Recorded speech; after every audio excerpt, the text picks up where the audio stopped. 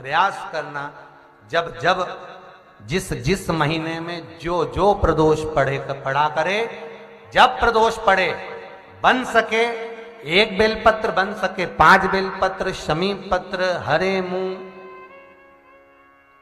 हरा मूंग, बेलपत्र, एक कलश के अंदर थोड़ा सा पानी लेकर 1 बेलपत्र, हरा मूंग, शमी पत्र डालकर और उसमें थोड़ा सा गुड़ डालकर भगवान शिव का स्मरण कर कर प्रदोष काल में, मान लो कोई काम आपका बहुत जरूरी है, बहुत दिनों से अब थक गए हैं, नहीं हो रहा, कर्जा बढ़ रहा है, धन नहीं आ रहा, व्यापार नहीं चढ़ रहा, या कोई समस्या बहुत प्रबल है, कोई एग्जाम में बैठ रहे हो नहीं हो रहा, परीक्षा भी दे दी है, रिजल्ट आने ही वाला है, तो भी प्रदोष काल में, प्रदोष के समय वो जल, मूंग, शमी पत्र और बेलपत्र और गुड़ का शंकर के शिवलिंग को समर्पित करना प्रारंभ कर दो।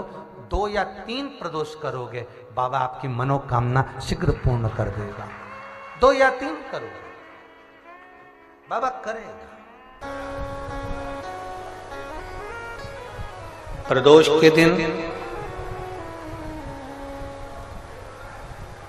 यदि आपको कहीं से शमी पत्र मिल जाए, प्रदोष के दिन यदि कहीं से आपको शमी पत्र मिल जाए और प्रदोष काल में, प्रदोष का जो समय होता है, शाम का जो समय होता है प्रदोष काल, 4 प्रदोष 5 प्रदोष आप कर कर देखिएगा कि आपका कोई काम है, कोई नौकरी के लिए आप अप्लाई कर रहे हैं, कोई समस्या बड़ी विकट आ गई है, कोई तकलीफ, बड़ा गला पकड़ रहा है बेटा, कोई तकलीफ विकट आ गई है, कोई समस्या विकट आ गई है, प्रदोष के प्रदोष काल में अगर एक शमी पत्र भी आप घर के शिवलिंग को, अब ये करने के लिए आपको मंदिर के शिवलिंग नहीं जाना, अपने घर में जो शिवलिंग, चाहे वो स्फटिक का हो, पारद का हो, कंकर शंकर का हो, लकड़ी का हो, जो शिवलिंग तुम्हारे घर में, कांच का हो, चाहे वो नर्मदा के कंकर का हो, नर्मदेश्वर हो, पाषाण का हो, जो शिवलिंग, चांदी का हो, सोने का हो, तांबे का हो, पीतल का हो, जो शिवलिंग तुम्हारे,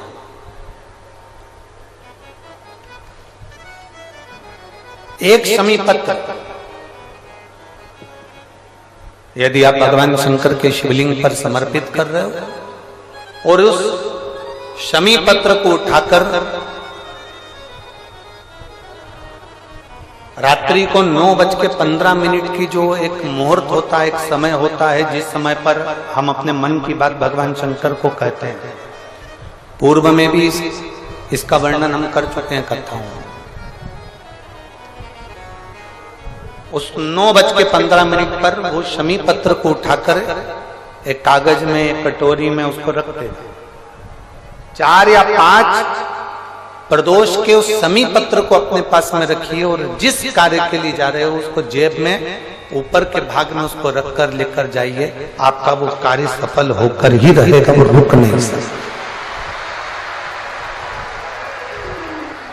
शमी पत्र में इतना बल होता है, प्रदोष का जो शमी पत्र होता है वो बड़ा बलवान होता है, बड़ा बल। आज प्रदोष का दिन है, प्रदोष काल है, आप भूल गए? प्रदोष के दिन, प्रदोष काल के दिन, प्रदोष के दिन, प्रदोष काल में आपने मुझसे वचन दिया था कि तू जिस जगह पर ले जाकर खड़ा कर देगा उस स्थान में मैं चारों तरफ अपनी दृष्टि फेरूंगा और चारों तरफ दृष्टि जहां फेरूंगा, जो जिस कामना को करेगा उसकी कामना मैं पूरी करूंगा। यह आपने मुझे वचन दिया था भोलेनाथ। क्यों माताएं प्रदोष का व्रत करती हैं? क्यों पुरुष प्रदोष का व्रत करते हैं? क्यों बच्चे प्रदोष का व्रत करते हैं? प्रदोष का व्रत करने का केवल एक सार तत्व यह है, प्रदोष के दिन, प्रदोष काल में मेरा देव अधिदेव महादेव निकलते हैं अपने मंदिर से बाहर, नंदी पर बैठकर कैलाश पे से निकलते हैं, काशी विश्वनाथ चलते हैं, देवघर वाला नंदी लेकर बाहर निकल जाता है। और प्रदोष काल में भगवान ने नंदी को जो वचन दिया था कि जहां तू खड़ा होगा चारों तरफ दृष्टि फेर कर जितने दिखेंगे सबका कल्याण मैं करूंगा, जो मांगेगा उसे मिल जाएगा। इसलिए प्रदोष के दिन, प्रदोष काल में हम शंकर की आराधना में लगे रहते हैं, प्रयास करते हैं कि मुख से श्री शिवाय नमस्तुभ्यम निकल जाए, पंचाक्षर मंत्र नमः शिवाय निकल जाए, षडाक्षर मंत्र ओम नमः शिवाय निकल जाए, भगवान के मंत्र का जाप हमारे मुख से निकल जाए। जब हमारे मुख से भगवान का नाम जाप निकलेगा तो हो सकता है कि शिव की दृष्टि हम पर पड़ जाएगी और हमारा कल्याण निश्चित हो जाएगा, हमारा कल्याण।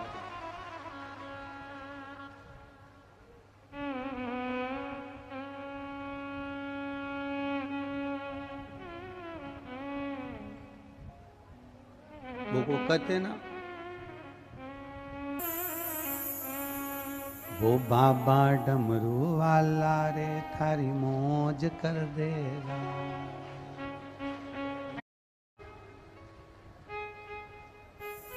वो साधारण नहीं है महाराज, वो बाबा डमरू वाला रे थारी मौज कर देगा। हम जो मांगे वो हमको देने को तैयार बैठा है, जो मांगे। इसलिए भाव से, हृदय से शिव को जब हम पुकारते हैं, शिव दौड़कर आता है, शिव आता है। सुन के भक्तों की पुकार,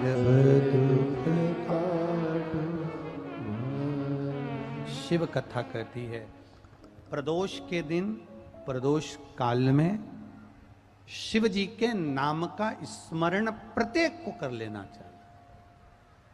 और एक नंदीश्वर शिव महापुराण से एक बात सीख कर जाइएगा,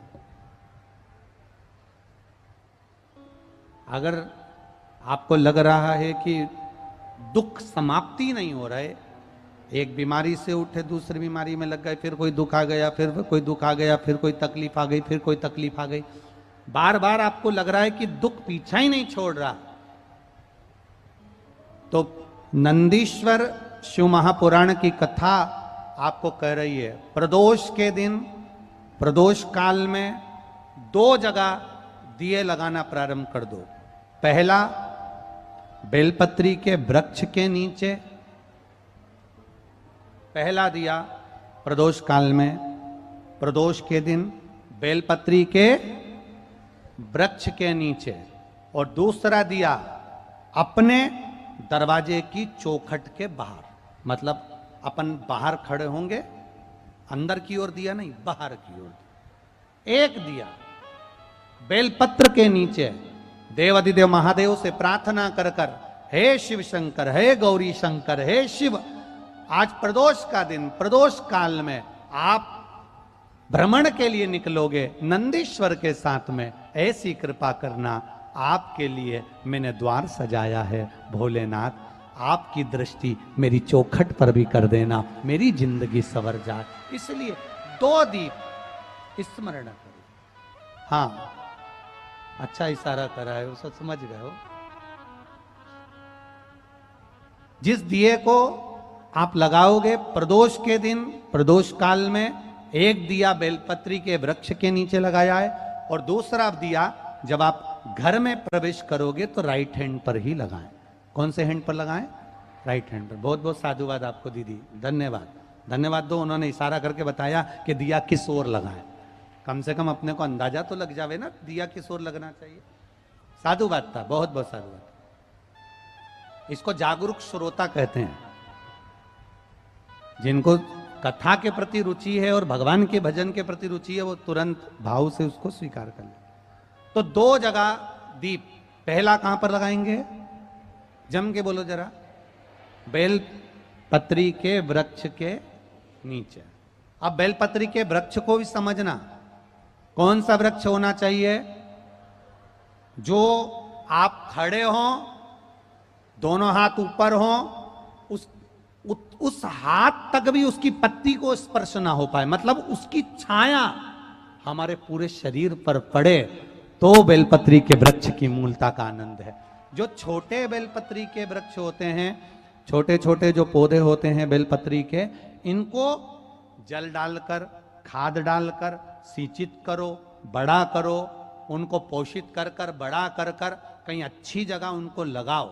ये नहीं कि छोटी बेलपत्री के पत्ते तोड़ लो या छोटे से पौधे के पत्ते तोड़ लो, वो श्रेष्ठता नहीं है। शिव पुराण कहती है वृक्ष वो होना चाहिए जिसकी छाया हमारे ऊपर आए। बाकी के आपके घर में आप बेलपत्री का पौधा लगाते हो, उसको बड़ा करो, बड़ा करने के बाद उसको कहीं अच्छी जगह पर लगाओ जिससे वह बेलपत्री का पौधा बड़ा हो जाए। बड़ा हो जाएगा, हम हैं नहीं हैं, कम से कम वो पौधा रहेगा, वृक्ष बनेगा। वृक्ष बनेगा तो उसकी पत्तियां टूट कर महादेव पर चढ़ेगी, तो हमारा कल्याण अपने आप हो जाएगा।